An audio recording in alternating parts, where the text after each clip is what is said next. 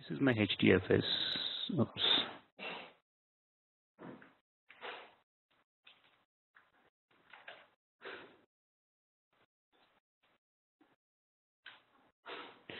And this is your MapReduce.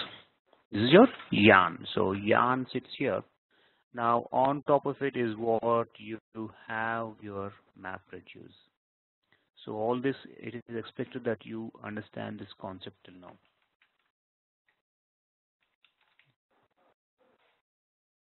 Our efforts have been till now to understand these core components. And I think we did learn about these core components. Okay, let me drag it a little bit down here.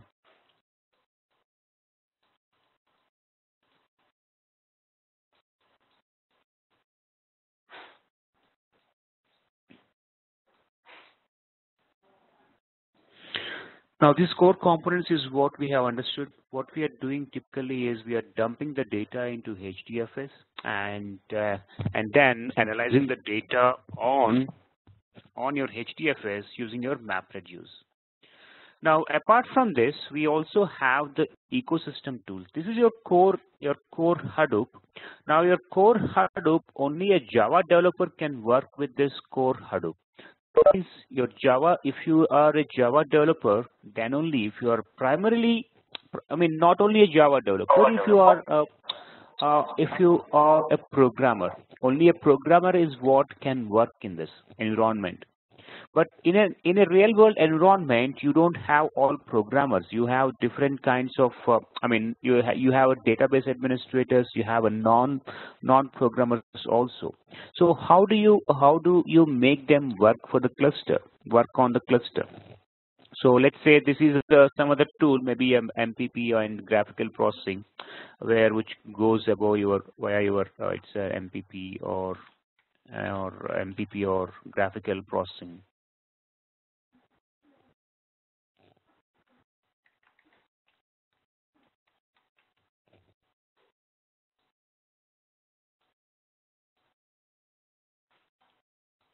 Now, the ecosystem tools that we'll be talking about will be falling in here. Okay, one is your Hive, the second one is your Pig. So today primarily we'll talk about Pig and try to understand what is Pig. So your Hive. Anyway, we have seen this. I missed the diagram, so I'm just trying to keep it here. So anyway, this will serve as just for a recap. You can use it. So you have Pig here, Pig and Hive. Now what I have a DBA. A DBA typically, if I have a DBA can work with. He can write a Hive query. So database administrators. But what if I have a data analyst? If I have a data analyst here, a business analyst.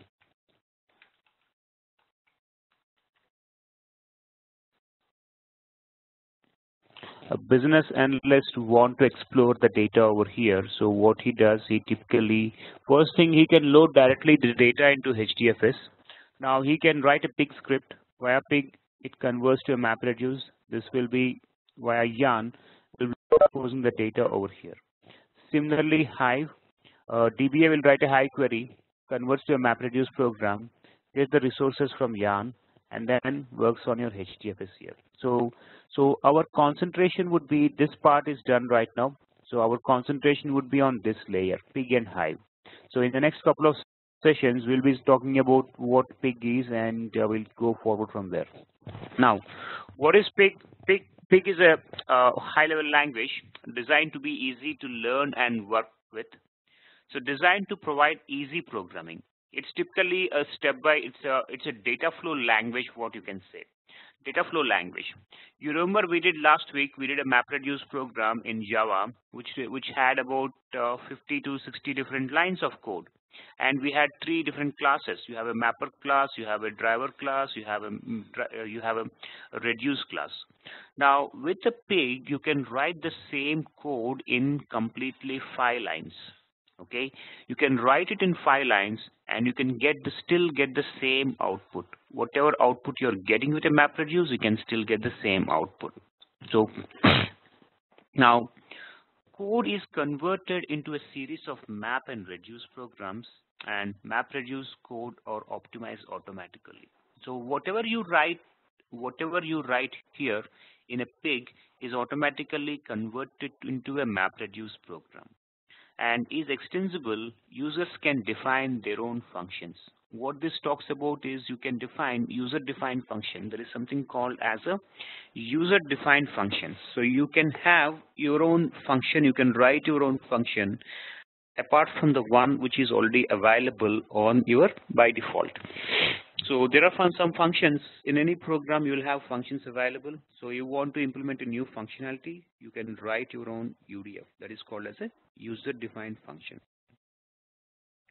Now, pig execution. Pig can be executed in two modes. One is a local mode. The second one is in a map reduce mode. Now, the local mode is runs in a single JVM, and all files are in the local file system. Now, similar to what your Hadoop ecosystem is, Hadoop, you can do multiple ways of installation. One is a local mode of installation, which is also called a standalone. The second one is a pseudo distributed mode of installation, where you will have all the processes running on a single machine. Now, the difference between a local mode and a pseudo distributed is, in a local or a standalone mode of installation, you will not have any process up and running. There won't be any process. You typically only would be having you will not have any process running. You will use a local file system. There is no DFS also. There is no distributed file system. You would be using local file system. So similarly, pig can be executed in two modes. One is a local mode. So how do you launch pig in a local mode? You issue pig-x local. So this will be launched in a local mode. Now the other approach is just type pig. So that will run in a map reduce mode. So the version of pig, so pig has been there for a while. It's not that we are just talking about it. It has been there, widely used in the old telecom world, primarily written for the telecom industry, and it has been converted it has been modified to work with Hadoop. So I'm just trying to spin up this instance. Just give me a couple of minutes. The startup is going to take some time, guys. So, okay. Now, runs in a Hadoop cluster and is the default mode. Okay. So pig-x interactive mode in Hadoop file system. So runs in a Hadoop cluster is the default mode. So you just need to type pig. Okay. Pig-x local is a local mode. Pig is it runs in a map reduce mode. Now the other way to execute is you can write a script here, write ending with .pig. So you can write all your statements. This is a batch mode. So you can write all your statements in a file, save it as a .pig, and execute it. Pig myscript.pig. So script in a text file can be run in a local or a map reduce mode. Either you just say at the beginning you just run in a pig-x local, or just say pig myscript, and then it will run as a whichever way you want to run. So local mode is used for testing small set of data. Okay, I think this is going to take some time. Let me launch the pig et al first. So I can simply type pig here.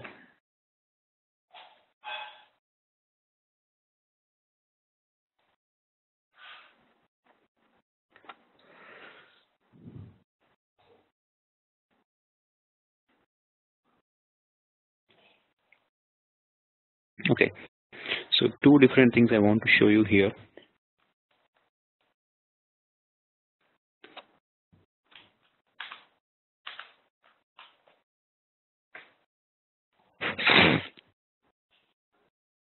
Now here I typed in pig-x local. Now you can see the output here where it says, okay, where it typically is need to connecting to HDFS file system. Now see the same thing here. I just typed in pig, which is running in a MapReduce mode, where it is connecting to your Hadoop file system at the following location. This is by default, it needs to be connected to a Hadoop file system because it needs to connect to a HDFS, and then it needs to connect to your job tracker, right? Your job tracker, where you have your job tracker running, it will connect to it, and then it will run the MapReduce program. So this is the difference between -x local.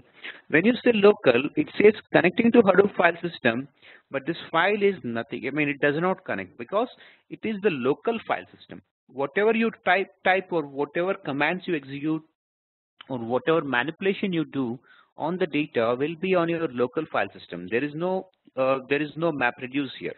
So there is no job tracker in here. So now the same thing with this is how you invoke pig in a MapReduce mode, and this is how you invoke pig in a local mode. So exit out of this.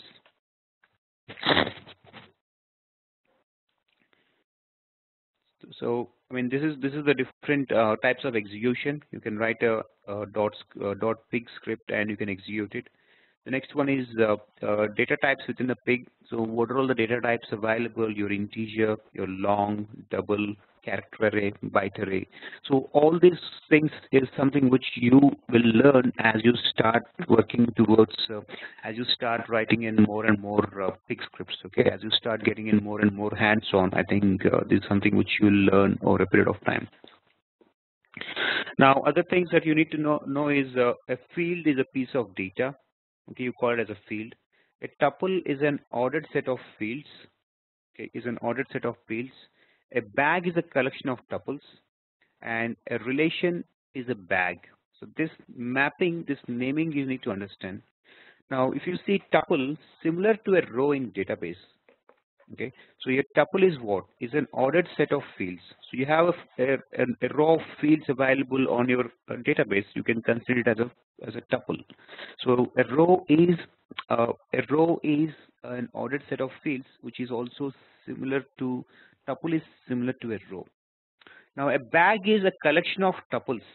Okay, a bag is a collection of multiple rows, which is in turn is a fields, right? So it is what? It is a table or a view in database. Now your table is made of rows and columns. In the same way, you have multiple rows together, which you call it as a bag. Sorry, which you call it as a bag. Now a relation is a bag is a collection of tuples. Collection of tuples it becomes your bag, which is nothing but a table in a database, and a relation is a bag. Okay, so these different fields you need to understand. I mean, this is something which you keep on using going forward. Now, take the operator statements. Most operators take relation as input and emit relation as output. Load operator takes a file as input and emits a relation. And dump and store operator takes a relation as input and writes to a file. So what it is talking about here is, let me quickly try to see HDFS, DFS-ls. So I have a user directory in here. So within this I have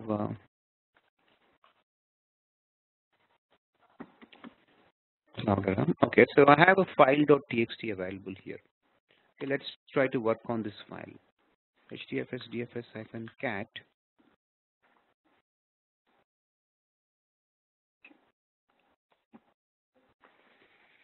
Just trying to see. I have some data available in my file.txt. Right. So let's.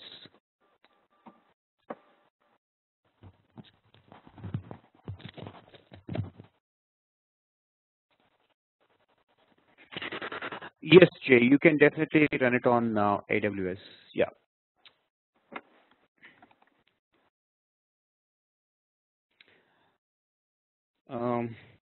Now, what I want to show is, so you have the file available here. So user cloudera file.txt. Now launch my pig.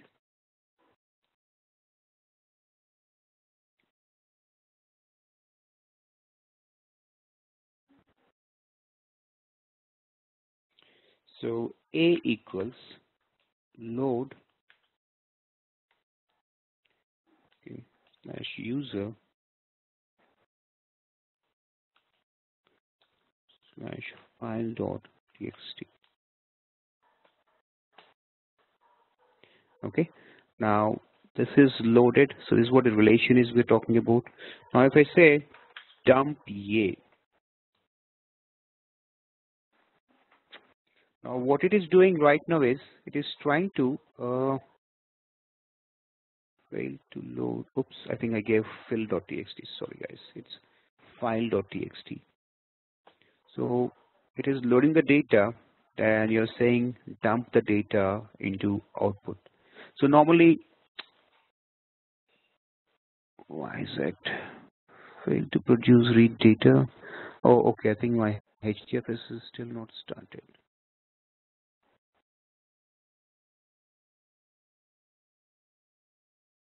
Why is this, guys?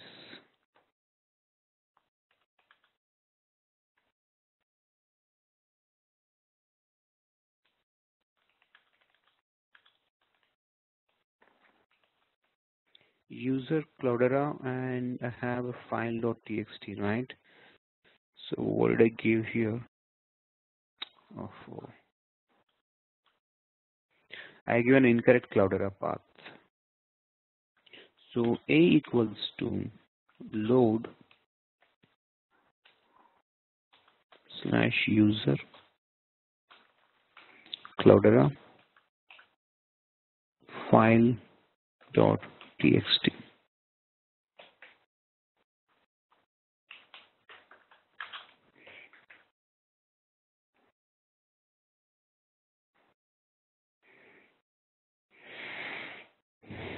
So I'll just explain this what I'm doing right now. So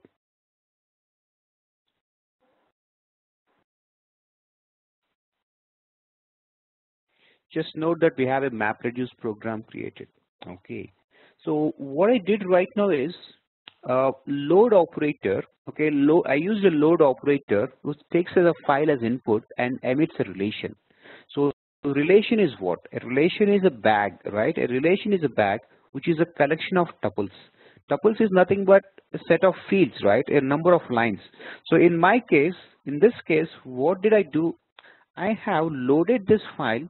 Okay, I have this file available on my HDFS, which has got multiple rows into using my load operator. Oops, I think it went away.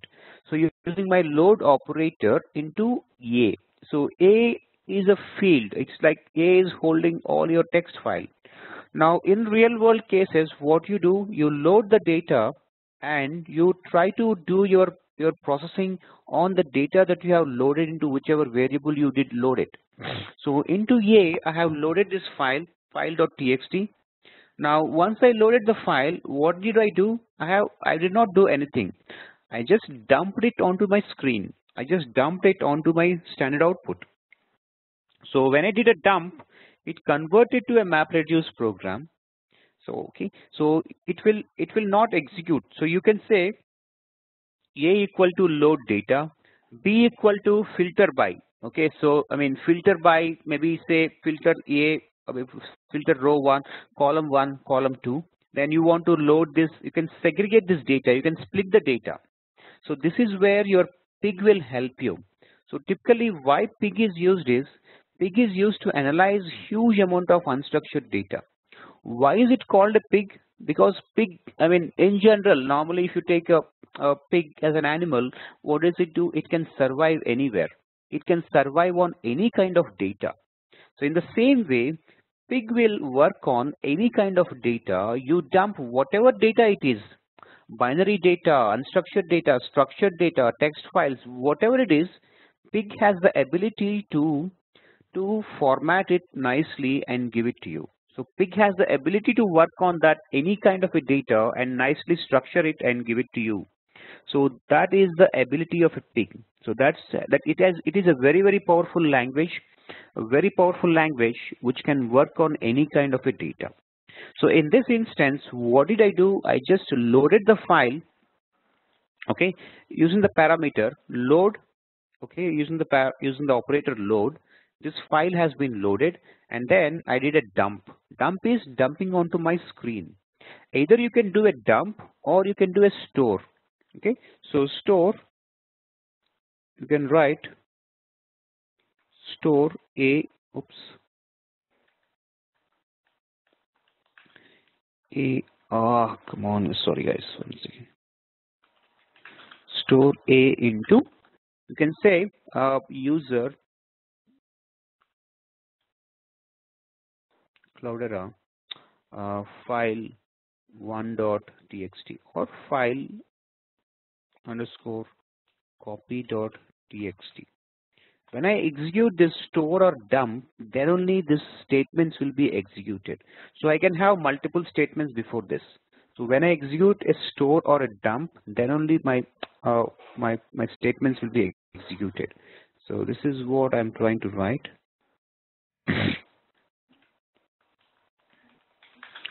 Store a into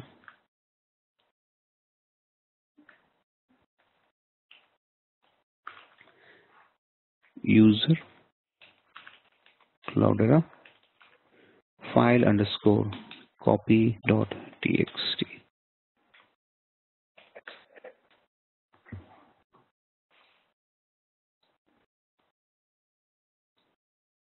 Oops, one second guys, what happened?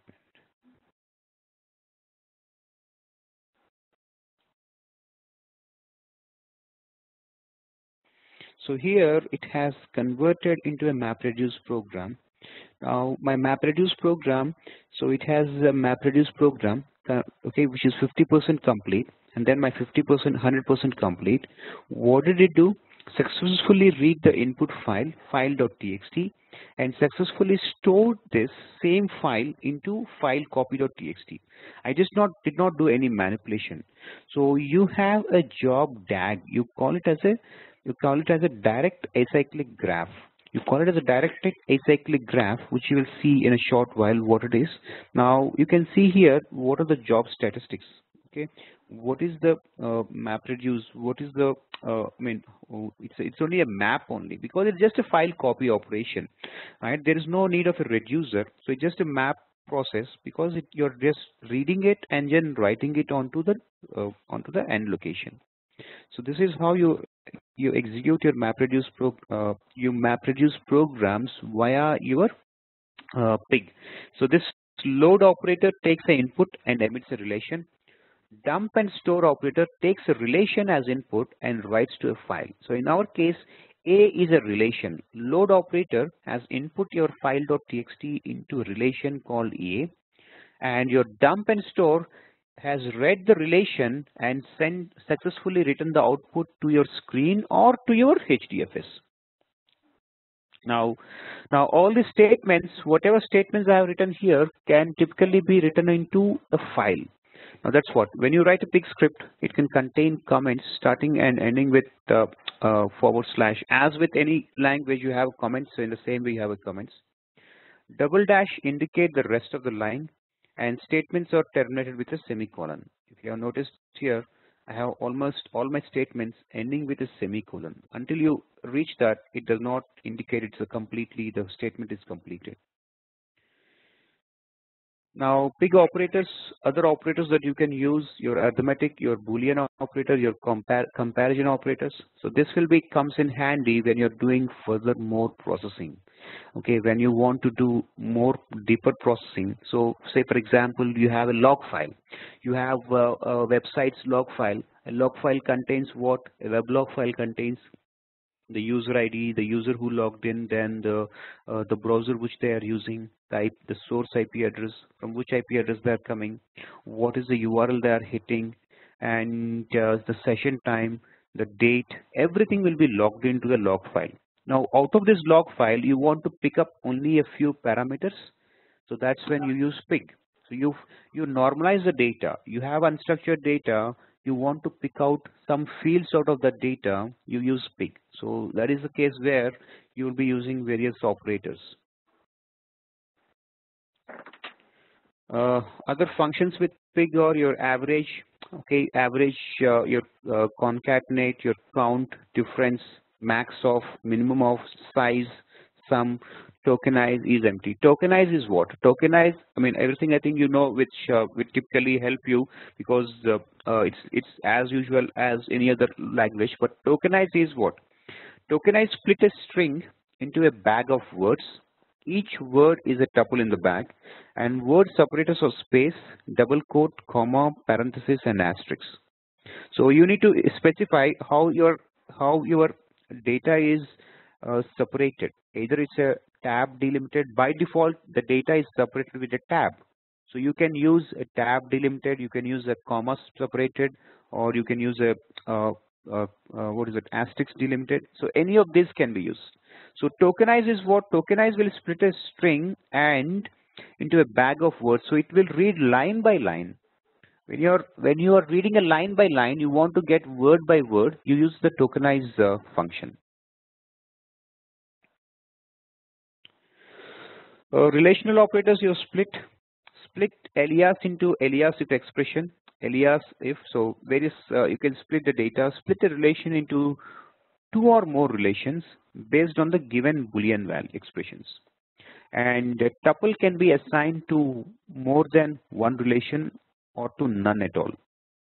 And union operator will do what? An union operator will do combine these two, creates a union of two or more relations. Now, as with any relation, there's no guarantee to the order of tuples and doesn't require the relations to have the same schema or even the same number of fields. Okay, it can be any kind of fields, like your tables. You do a union on the tables, right? So you do the same way. You do a join on the tables. In the same way, you can use two tables and get two files and pick up the values from each of the tables. And filter, as it says, selects tuples based on Boolean expression and used to select tuples that you want or remove tuples that you don't want to.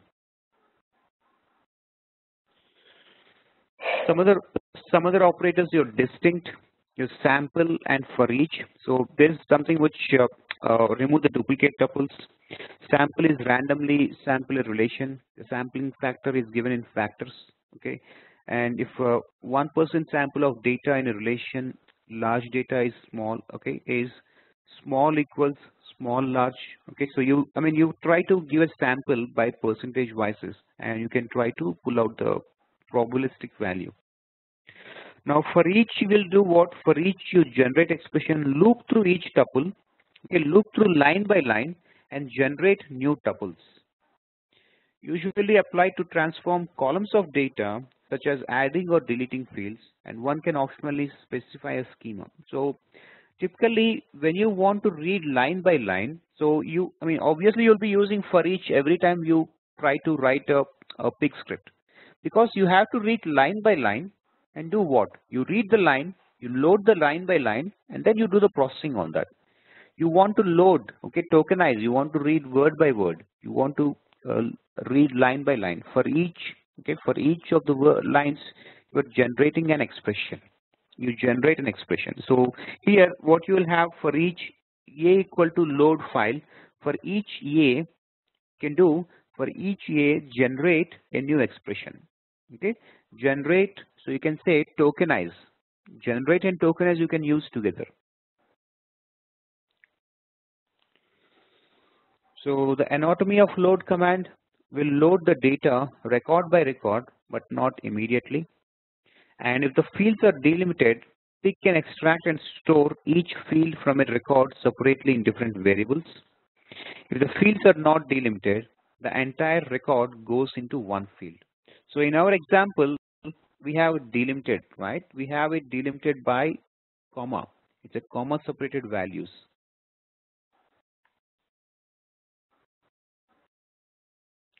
Now in Pig, tab is the default delimiter.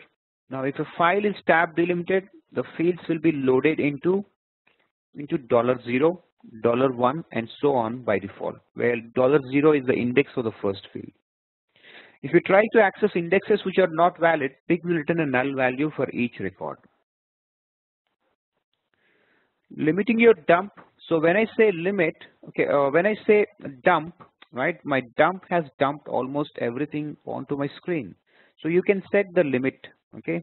limit log is the relation name created earlier. So whatever you want to dump, let's say put a limit there, and then you send this. Okay, send. So limit.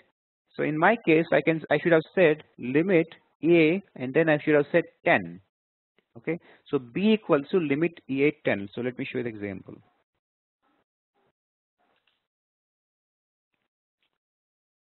So we did a equal to load this file, b equals limit a by 10, and you can just do dump of b.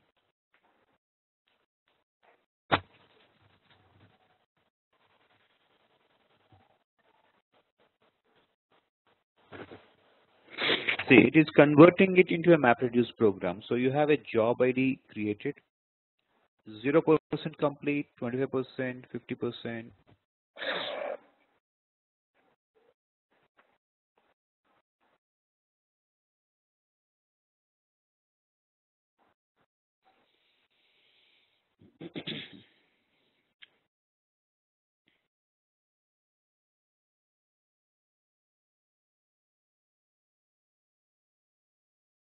There you go. I have only a limited set of values have given output.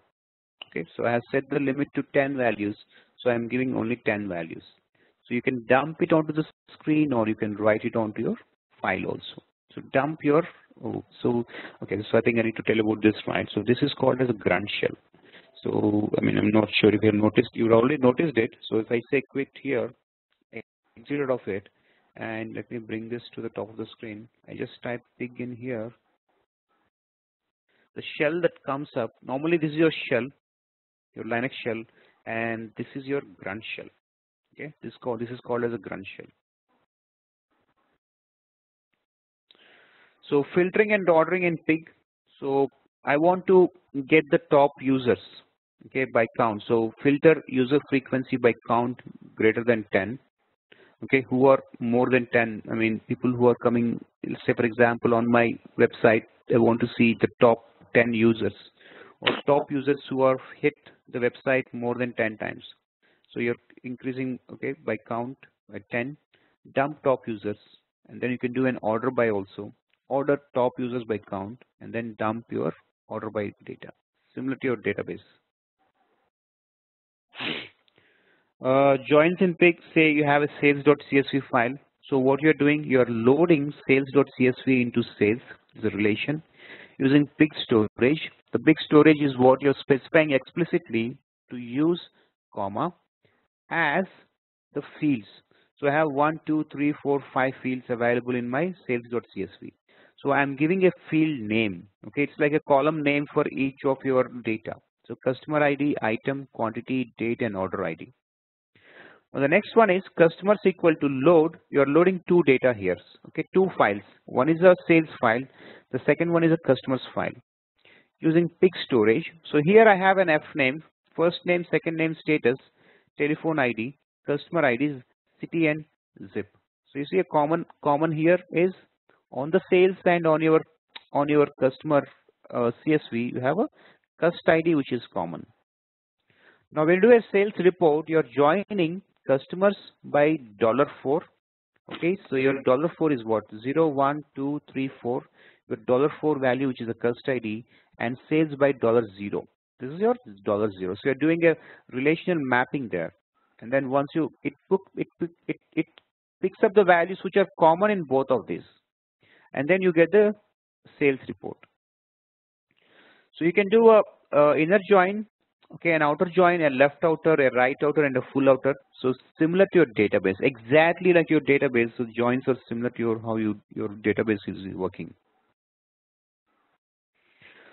Relational operators, A equals to load A using pig storage as A1, A2, A3. So here is where I'm giving the data types, my integer types. Okay, all my variables are integers, and similarly I'm doing a union of A and B, and I'm getting this output.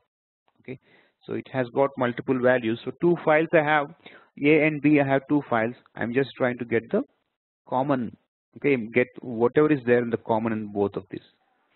Sequence first record of A and B followed by second record of A and B. So first record of A and B followed by second record of A and B. Some of the relational operators split a relation into subrelations. Okay, split AB into AB if $0 equals 0 and AB if $0 equals 1. So multiple subrelations. Filtering records, you can filter whatever data is there in this. Here you're sending it into this relation based on if its the value is greater than 1. The $0 is what the first field, and you can do a group by on this, so you can get an aggregate on that. Well, how pig is used in the industry at Yahoo? 70% map reduce job return, then used to process your weblog file, primarily the weblog files. Build user behavior models, process your images, and for data mining. And some of the big companies right now using Pig or Twitter, LinkedIn, eBay, AOL, a lot of companies are using it. Now, compute average dividend. If you want to get the dividend, say for example, you have a New York Stock Exchange data.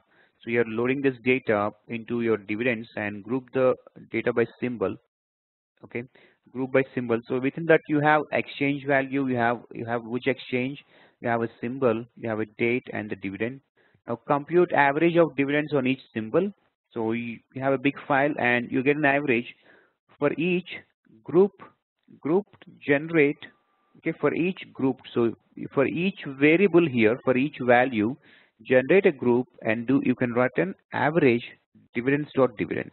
So your dividends, right? So your dividends is this file, this relation. On it, you're writing a dividend function and store the results in output average. So that's on a high, guys. So I think I need to give you more hands-on sessions for you to work on. So the more hands-on you get is what helpful for you. Let me try to quickly show it to you on AWS instance.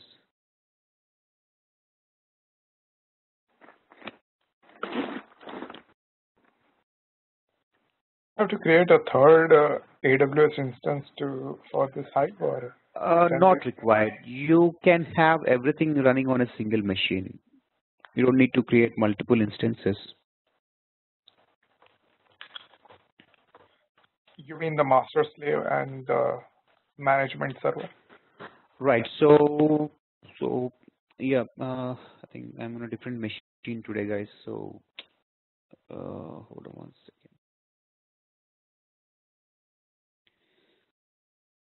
How the communication happens is you have your master and a slave running on two machines, right? Two machines.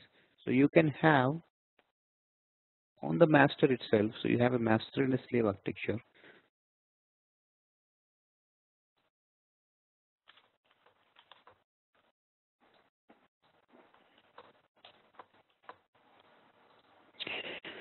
Put your pig either here or here. It can run anywhere. Only thing is it needs to interface with your job tracker. Whether you are writing from here or writing from here, it needs to talk to what? It needs to contact your HDFS and it needs to talk to your job tracker. So you can do it from anywhere. It runs as a separate JVM. Okay, so this pig will be running as a separate JVM which tries to integrate with your, which tries to talk to your HDFS.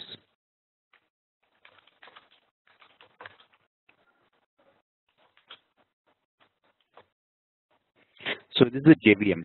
So whatever pig I have right now launched here, it is running as a JVM, a small JVM. So its responsibility is what? The JVM is trying to contact your HDFS. So irrespective of whether you put in a master or whether you put it on a slave, it needs to communicate. So you can put it on a separate machine also, a different machine as well. It doesn't really it doesn't really hurt to have it on a different machine, but since you are limited by only two machines, keep it on either on a master or on your slave. So let's keep it on a slave machine. Okay, so to point it out properly, let's keep it on slave machine. Sudo apt-get install pig. I'm not sure if this is going to work. Unable to locate the pig package. One second, guys. There's an option to install pig.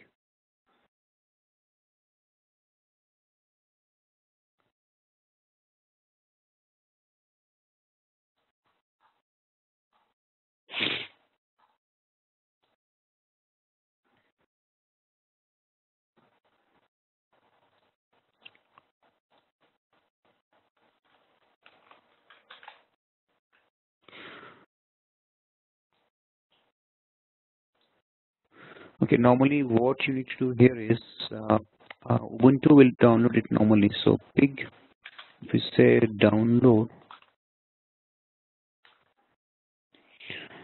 you will go into Apache pig location. From here, say download and choose a particular release. So go for pig 08 and later. From here, it's a distro. Pick up any of this. Always go for the latest one and your tarball. So this tarball, you can just download this, untar it. Okay, you untar it and you can run it on any machine. You can run it on your local machine as well. But then there is a separate command to install on your Ubuntu. Typically, I think it says, why is this? Okay, let me say sudo apt-get update.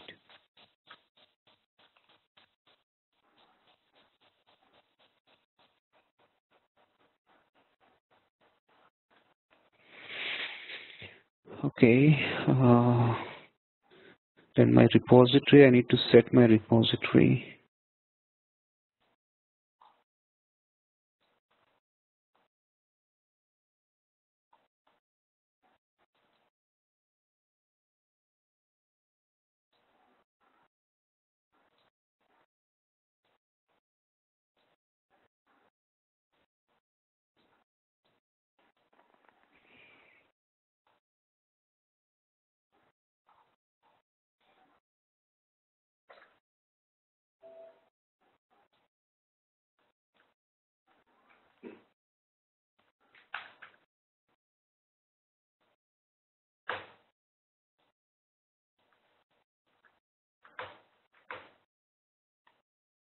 Okay, there you go, it's empty here. So I need to copy this repository in here.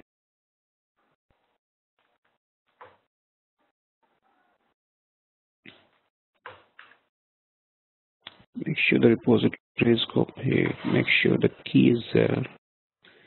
So now you do sudo apt-get update. I'm making sure my repositories are all downloaded. Why is this in malformed? The list of sources could not be read.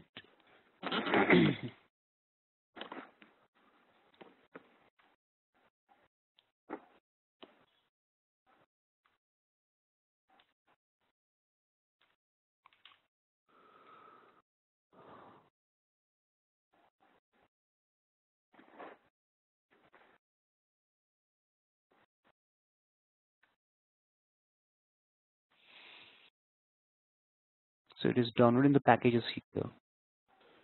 So if I do sudo apt-get install pig.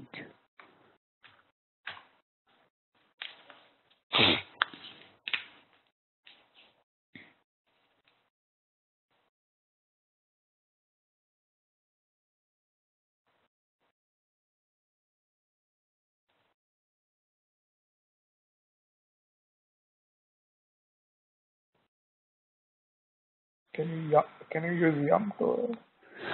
Yum is for your Red Hat based operating systems.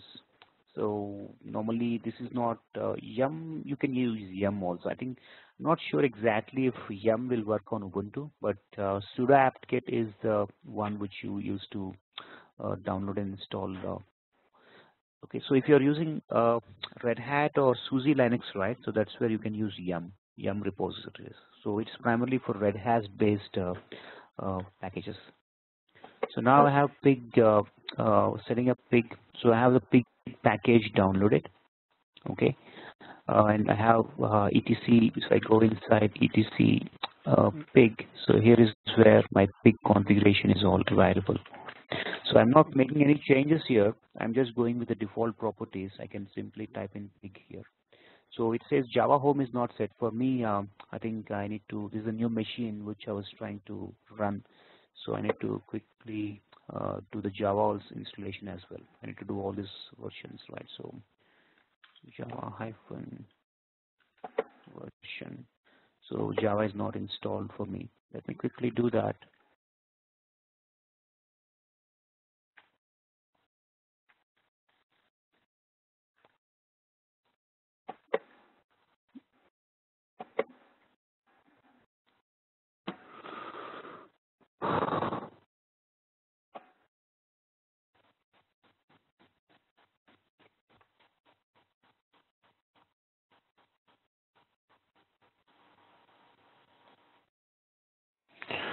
Okay, then download the repositories, and then now I go with the installation. Say yes.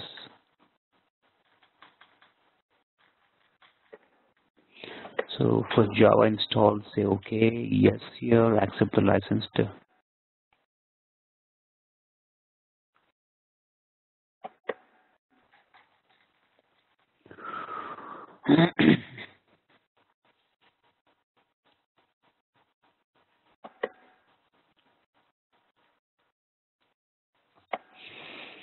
Now just verify Java.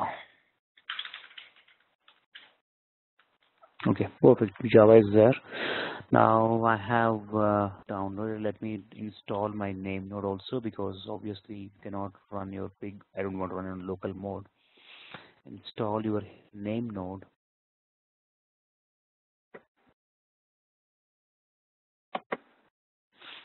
Fail to start name node is absolutely fine.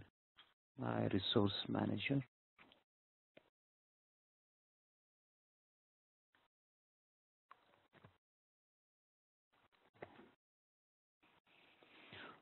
Okay. Then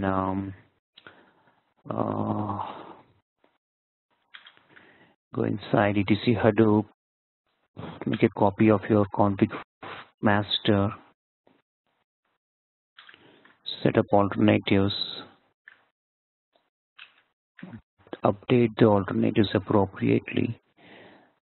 Now make a copy of this.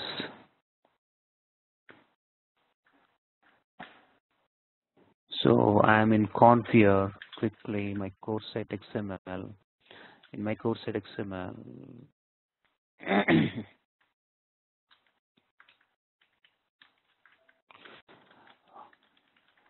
if config pick up the IP address.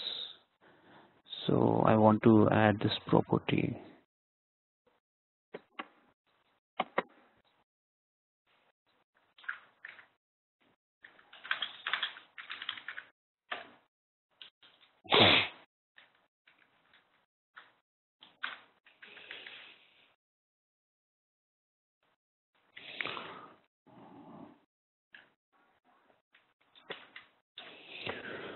So instead of using the host name, I just want to use IP address, because I keep on changing this quite often. So I don't need to every time make the changes. So it's IP address, then my HDFS site XML, make this properties added.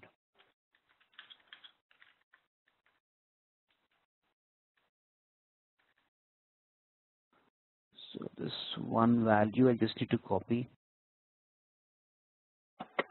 So I think when you're doing the copy, right, you have this missed. So make sure just delete this line.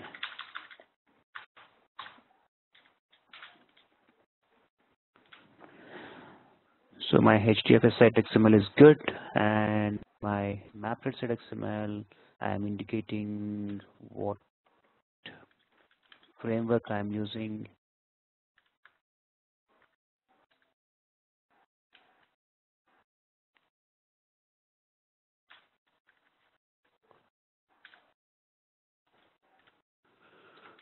Save this file. And finally, my yarn site XML. Sudo vi.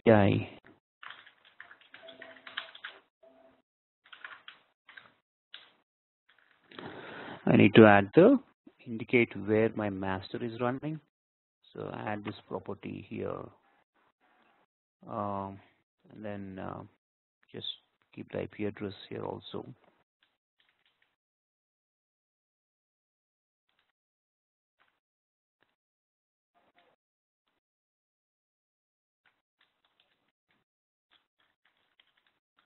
Property. Save this file. Create the directories for your data node, for your name node location, where you want to have your name node running. Then change the permissions, change the ownership. You will only change the ownership, change the permissions. Then go with the format, right? So for the format, you need to replace this -f with this one. So copy everything. Go with the format. Format your cluster. Make sure your successfully formatted message is displayed. Now, just stop everything.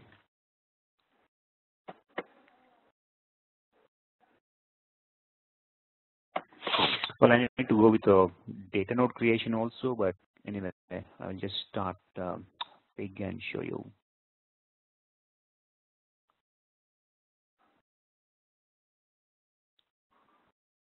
Your name node is started and your resource manager is started. Now I can launch pig here. Okay, so you see here, there you go. Connecting to HDFS file system, it has contacted your HDFS over here. So what happens here is the core site XML is very, very important. Okay, the core site XML is important. It is contacting your core site XML, trying to see where your HDFS is running. So this is how you launch pig. Right now, I don't have a data node setup. So, I mean, whatever commands I have executed on this instance can be executed on your instance. Since you already have a data node setup, install this on your slave node, install pig on your slave node, and then you can run your pig. So that way you can query your HDFS. Because in my HDFS right now it's empty. My data node is not there. I only have the master processes. So this presentation is available for you guys, okay, on your material. Under your material tab, it's here. So go ahead, download this, go through it, okay, review it a couple of times, try to run some small sample scripts or just try to load the data, just try to understand what's happening when you load the data, when you read the files. Okay, so going forward, I'll be giving you some assignments where you need to load some text file or a huge log file and then manipulate that log file. So any questions so far?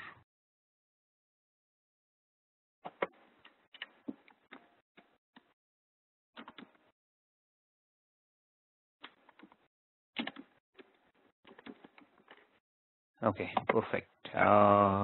Just give a couple of minutes. Any questions, guys? Okay, hold on one second. Let me run a MapReduce program on a word count also. That will give you more clarity. Just give me 1 second. I have it on my other machine, guys. Let me launch that machine, and then I'll just send it across to this.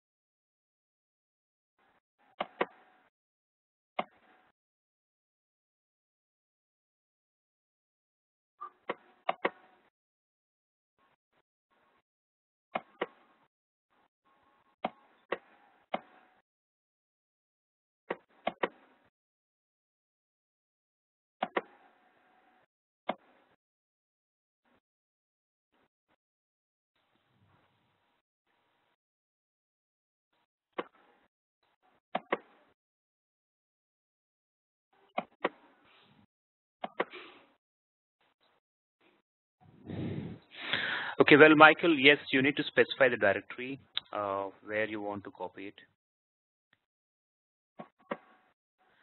You need to give the destination location, Michael, where you want to copy it.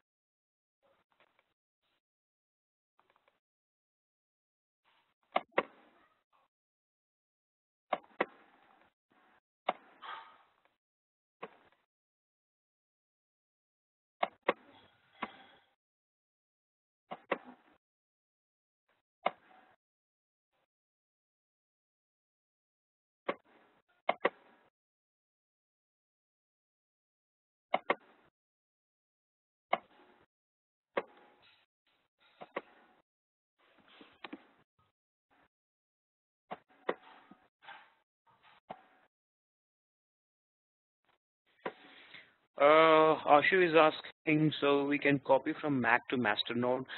Yes, Ashu. So what you need to do is, first of all, from your Mac machine, you need to make sure it is coming onto your Linux machine.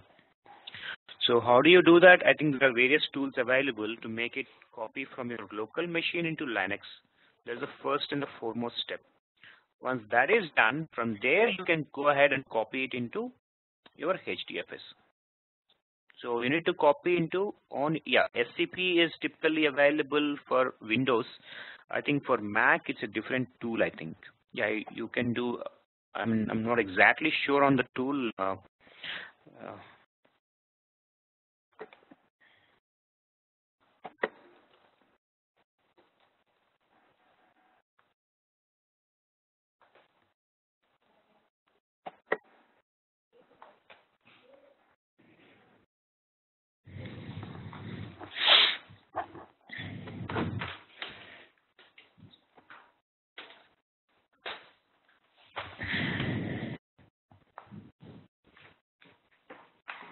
Yes, Linux machine is the one which you have deployed. Okay, so Linux machine would be the one where you have deployed your HDFS. Basically, what we are doing, you are actually running. You're making sure that you're running on your native file system, right? From your native file system, your HDFS is running where? It's running on your native file system. So let me quickly show you this word count. So the the word count that we did other day was the word count that we did other day was what was actually running. Let me try to recreate everything here on this machine. I don't have a data node. I don't want to. It's again takes time for me to install the data node on the other node. So let's quickly try to leverage this. So HDFS DFS-ls / is what you typically would do. Now, when I do a HDFS DFS-ls, now the commands that I wanted you to execute is HDFS DFS, hit enter. So you will see a lot of commands in here. These commands is what I want you to get hands on. Okay, so out of which what I was using is I was using ls here. Okay, so HDFS DFS ls. This is the ls command I was using. So what I want to have here, I will have a sample text file. vi what is this files.txt? Okay, anyway, let me create a sample text file. vi word count.txt. In here, I'm writing this is a test file to test pig. So I have pasted this 10 times. In total, I have 10 lines. Okay, so we can see it is made up of 10 lines. It's a 10-line file I have on my local file system.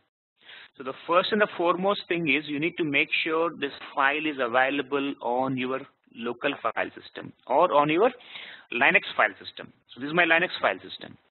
Once it is available on the Linux file system, I need to upload this into my HDFS. So where will I upload this into HDFS? In my HDFS, when I did HDFS dfs-ls, I have a user. Within that, I have a Cloudera directory. So HDFS dfs-ls user Cloudera. So in here, user Cloudera is where I would be copying my word count.txt file. So HDFS dfs hyphen cp, right? So cp is what I can cp is copy. I typically need to do the put, okay, hyphen put. What is it I'm putting? I'm putting my word count. Word count is on my local file system, right? This is on my local file system. I'm placing it where? Into user Cloudera. Now if I do HDFS dfs-ls of /user Cloudera, I will see my word count.txt is available here. Now I can do a query on this. So if I say cat of word count.txt, I get an output. If I do a HDFS dfs-cat of user Cloudera.txt, I get an output. Now you need to understand the difference. What is this cat doing? What is this, the cat over here doing? So I'm using cat command both the places. So if you can understand this difference, it will become all the more easier for you. So this is on your local file system. This cat command is on your local file system. And this cat is on your HDFS. Okay, this cat is on your HDFS. So that is a difference. So if you can understand this difference, everything is clear for you. Now let's write a pig command, pig script quickly to explore, to write a MapReduce program. Earlier we did a MapReduce program earlier. So the same MapReduce program, I'm trying to write it in my pig. So I am not a Java developer. I am not, for that matter, any developer. I am just a business analyst. Now, if you ask me to analyze this and ask me to count how many times each of the word is occurring, what will I do? So these are the next steps that you can do. So first thing is,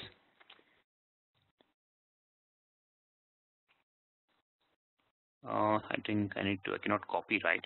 So A equals to load the data. Hold on 1 second. Let me see if I have it.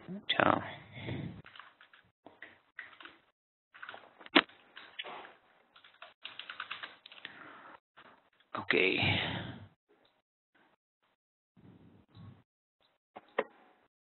Quickly access it. 192, 168, 56, 101. Okay. So I'm just trying to access from my desktop itself rather than I need to toggle across multiple times. Let me change the settings here.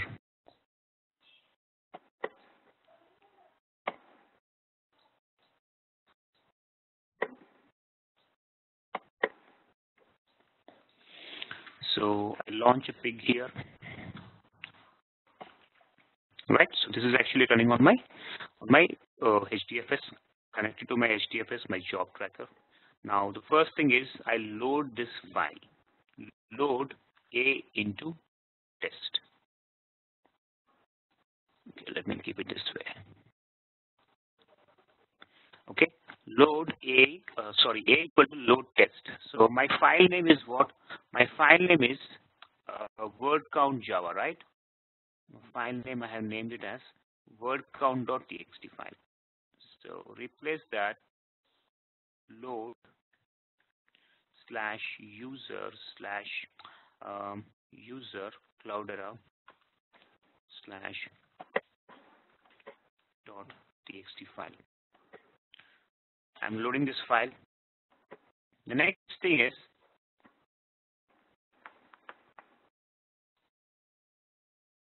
b equals, okay, b equals, now you start using your relation. A is a relation you have created.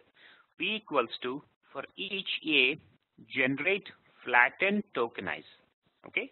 Now you are doing what? Reading word by word. Okay, reading line by line and word by word. Now you have words grouped. Okay, now you have word by word read into your relation B. Now into C, I'm grouping by B and send those relation into by the group it by each word and send it into relation C. Now next is D equals to, for each C, generate count of B. You're grouping here. Okay, now for each C, generate count of B and then group it. Now finally, you store the data into,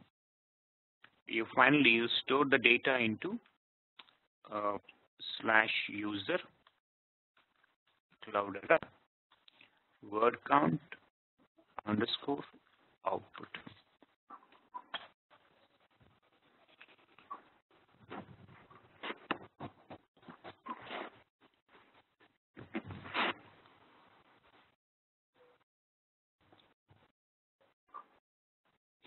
So it is converted to a MapReduce program. You have a job ID created here. A job ID created. It has successfully read 10 records, successfully stored 7 records into the output. Where did it store? Into this output directory. Now open a duplicate session.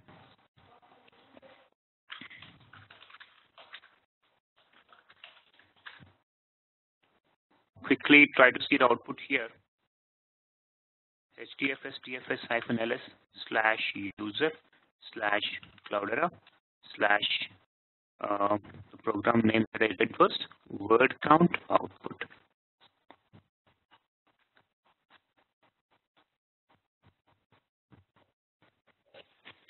Now I have a success file, I have a words, logs, and I have a part file. These two are in fact directories, which indicates that your program is successful.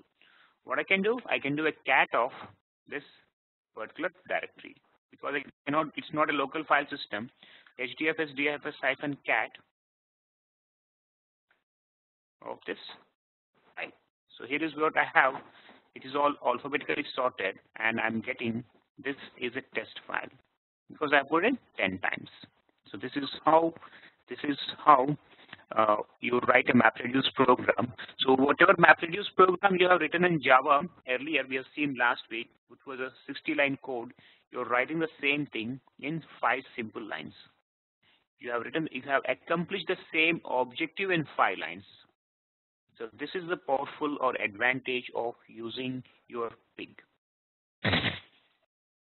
Okay, so I will paste this to you guys. Try to explore this more. I'll paste it into your chat window.